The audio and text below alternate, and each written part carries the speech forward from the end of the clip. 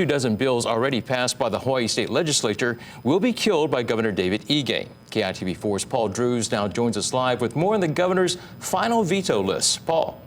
Well, 2 weeks ago, Governor Ige alerted lawmakers he intended to veto 30 bills and didn't change his mind over most of them, giving the axe to 28 measures that had been passed by the state legislature. Island agriculture gets mixed results after the governor announced his final veto list.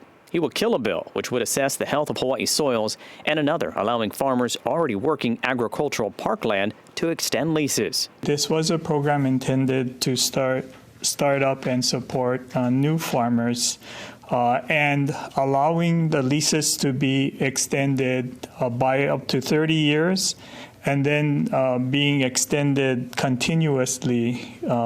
We don't believe is fair to all of those in the farming community. But a pair of agricultural pilot programs will be started up. Setting up a cover crop reimbursement pilot program. I'm stoked that passed. That's going to help out our farmers.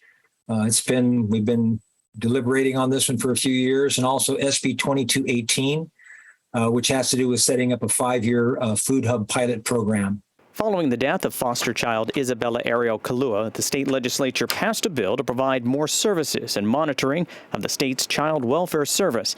But the governor said he and lawmakers could not come to an agreement over how the bill was worded. We had to look at the options that we have, and unfortunately decided that a veto was the only workable option.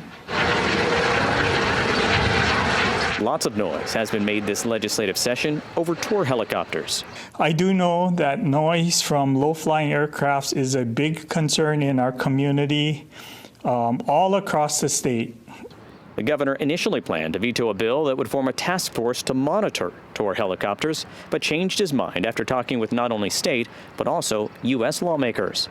He will also sign another bill on his previous veto list that takes aim at axis deer with the DLNR bounty program.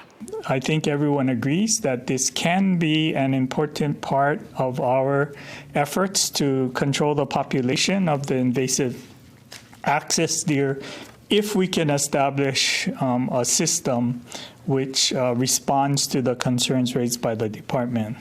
The governor had a high number of bills he vetoed, but still considers this legislative session a good one. This has been a very, very productive session, and I do think that the impacts of legislation passed this year will be far-reaching for a long time to come. Meanwhile, some of the lawmakers whose bills passed but were vetoed will now look at introducing them again next year. Sometimes folks out there don't understand that just because a bill is introduced, it's going to get passed that year. Sometimes it takes 5 or 6 years to get good legislation passed. So, lawmakers told me they will not come back for a special session to try to override the governor's vetoes. So of the 343 bills passed by the state legislature, 317 will go into effect. Paul Drews, KITV4 Island News.